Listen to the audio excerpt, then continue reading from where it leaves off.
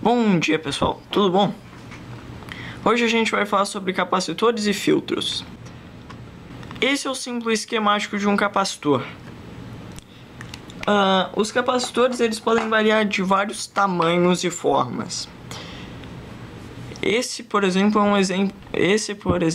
é um capacitor cerâmico, mas existem vários outros tipos de capacitores.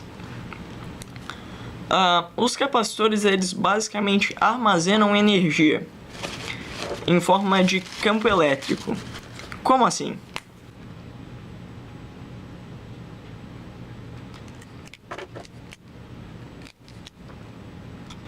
Bom, vamos supor que eu estou conectando o polo positivo de uma bateria aqui e o polo negativo de uma bateria aqui. O capacitor ele é composto por duas placas condutoras que não se tocam. Então aqui eu estaria representando uma placa condutora e aqui a outra. E elas não se tocam, então não tem contato elétrico nenhum. O capacitor ele armazena energia na forma de campo elétrico. Então, quando o polo positivo da pilha está aqui, cargas positivas vão vir para esse lado da placa. Como a gente já aprendeu, cargas opostas se atraem. Então, do outro lado da placa vão surgir cargas negativas. Se vocês perceberam, agora a gente tem uma diferença de potencial entre as duas placas, o que não é muito diferente de uma pilha. A pilha tem diferença de potencial entre os dois polos, agora a gente tem uma diferença de potencial entre essas duas placas. O que acontece quando a gente tira os dois polos da bateria? Quando a gente desconecta a bateria desse circuito? Bom, as cargas vão continuar lá. Se a gente botar um fio aqui, ligando com um resistor aqui, e a gente ligar essas duas placas, o que vai acontecer? Uma corrente vai fluir da carga positiva para a carga negativa e, consequentemente, as cargas vão se anular e as placas vão ficar neutras de novo, prontas para ser carregadas.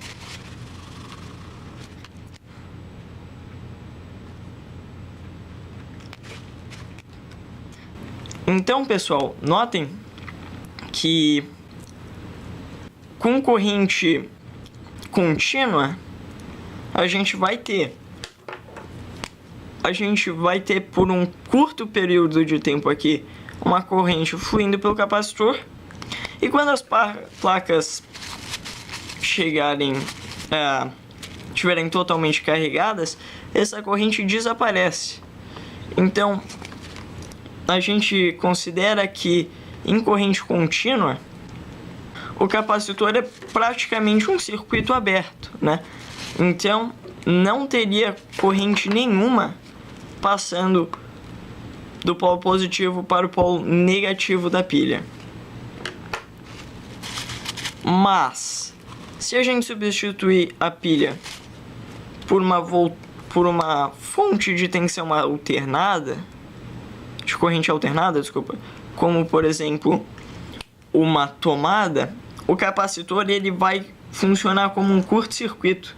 É como se esse capacitor fosse um circuito fechado. Por quê? Porque uma parte do tempo essa parte aqui vai ser mais e vai passar uma corrente pelo capacitor carregando as duas placas aqui, esse lado positivo e esse lado negativo, e outra parte do tempo, essa parte aqui da nossa fonte de corrente alternada, fonte de tensão alternada, vai ser positiva, carregando essa placa aqui como positiva, essa como negativa, passando uma corrente nesse sentido. Então, o capacitor vai deixar passar corrente o tempo inteiro, o que vai gerar o que significa que o capacitor é praticamente um circuito fechado ou um resistor, melhor dizendo. Esse capacitor em um circuito de corrente alternada, ele funciona como um resistor. Como a gente calcularia a resistência desse resistor? Bom, a resistência do capacitor, que eu vou chamar de CR, é igual a 1 dividido por 2π vezes a frequência vezes a capacitância. Notem que agora apareceu capacitância. A capacitância que eu representei por C é medida em farads. Isso significa a capacidade que o capacitor tem de armazenar cargas elétricas. Bom, no nosso caso, o nosso capacitor é de 100 picofarads. Lembrando que picofarads é 10 na menos 9. É igual a pico. Então, o nosso capacitor é de 10 na menos 9 farads. Vamos supor que essa fonte de tensão alternada aqui é uma tomada, então teria 60 Hz. Qual vai ser a resistência desse capacitor nesse circuito? Bom, vamos calcular. Vamos calcular a resistência desse circuito. Então a gente tem... esse cálculo vai ser meio grande, então eu vou apagar aqui. Vamos substituir os valores. A gente tem 1 vezes 2π, que é 6,14, vezes a frequência que a gente já tem, que é 60 Hz, vezes 100 vezes 10 na menos 9. Isso tudo vai ser igual a... Esse cálculo aqui é igual a aproximadamente 27 kΩ. Então, o nosso resistor aqui é igual a resistência desse capacitor nesse circuito vai ser igual a 27 kΩ. Notem que a resistência depende da capacitância do resistor. Quanto maior essa capacitância, menos resistente vai ser o nosso circuito, e quanto maior a frequência, menor vai ser a resistência desse capacitor.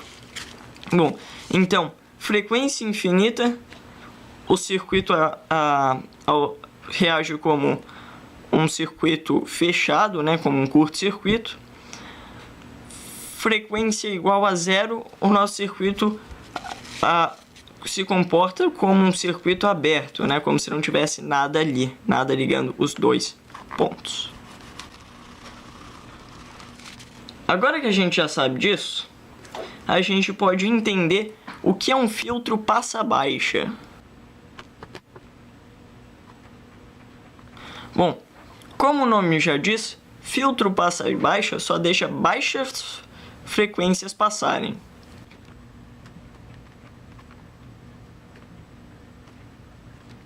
Temos uma certa corrente alternada aqui, com uma certa frequência.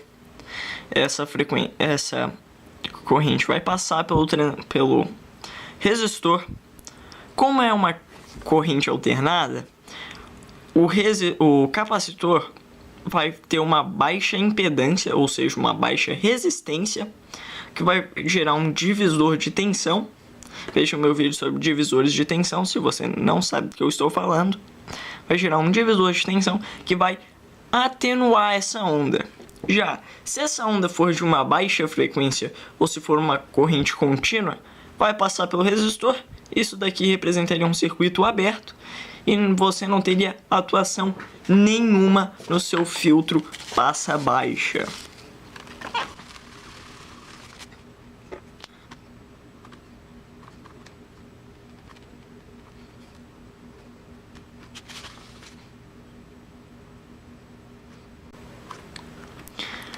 Já no filtro passa alta, a gente vai ter uma corrente alternada aqui com uma certa frequência.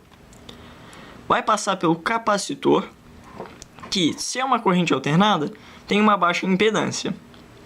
Com uma baixa impedância, isso daqui não vai passar, essa frequência alta vai passar, e a queda de tensão aqui vai ser muito pequena, porque aqui a gente tem uma baixa impedância, com uma relativamente alta impedância, que a gente já vai falar sobre isso.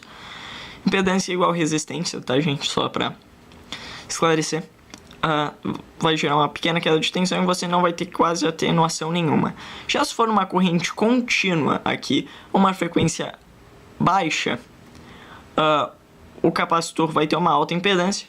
Alta impedância com alta impedância vai gerar uma grande vai gerar uma grande atenuação, e a sua onda final aqui vai ser uma onda bem atenuada. Se fosse uma corrente contínua, a resistência aqui seria infinito, então aqui seria 0 volts. Mas como a gente calcula a frequência de corte de um filtro passa baixa ou a frequência de um filtro passa alta, é muito simples a equação. A equação é igual a 1 dividido por... A equação é 1 dividido por 2πr, 2π vezes a resistência vezes a capacitante, igual a frequência de corte.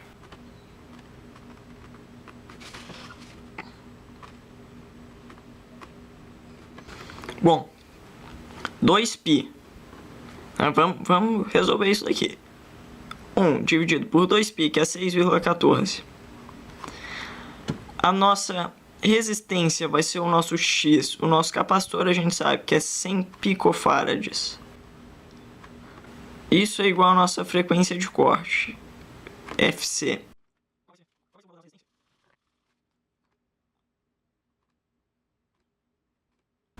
Bom, matemática básica. A gente pode alterar a nossa frequência de corte com a nossa resistência. E no final a gente vai conseguir, né, se a gente desejar que a nossa frequência de corte, por exemplo, 60 Hz, né, a tensão da tomada. Desculpa, a frequência da tomada. A gente quer que a nossa frequência de corte seja 60 Hz. Então é só a gente jogar na continha ali.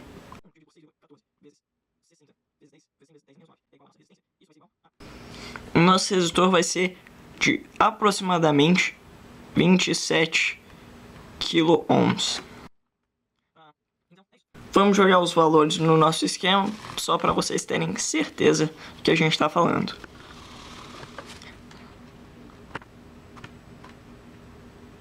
Bom, então no caso de um filtro passa alta, a frequência de corte, ou seja, a frequência que vai começar a conduzir, no caso aqui a gente tem 100 picofarads e aqui 27K, a frequência que vai começar a passar, né, que vai parar de atenuar o sinal, vai ser 60 kHz. Já num filtro passa baixa,